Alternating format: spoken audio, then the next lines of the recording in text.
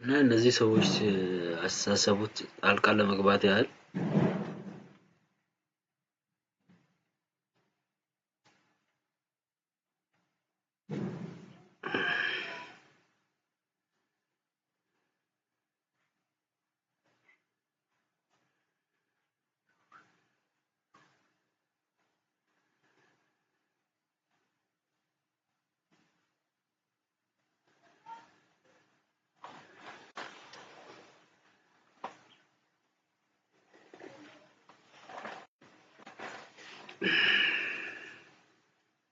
የሰውዬ ዝም ብሎ ጦንቃይ እየሰበሰበ ነው በቃ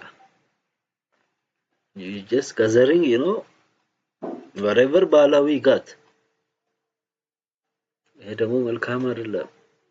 ሰውዬው እኮ ነገረው ዕውቀትን የምትፈልግ ከሆነ ዕውቀትን ብለህ ኑር ወይም ደግሞ እምነት የምትል ከሆነ ዋይ የምትል ከሆነ ለምን የምትል ከሆነ ለምን ብለህ ኑር ለምንም እንዴትም የምትል ከሆነ ደግሞ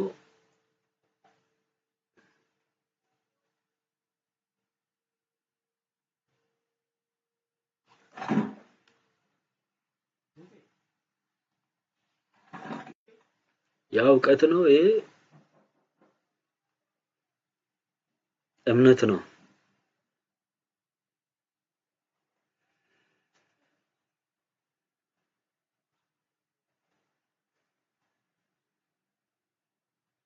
አንተ ግን እድለኛ ነህ የተለያየ ሰው የጋበዝክ ፈታ ትላለህ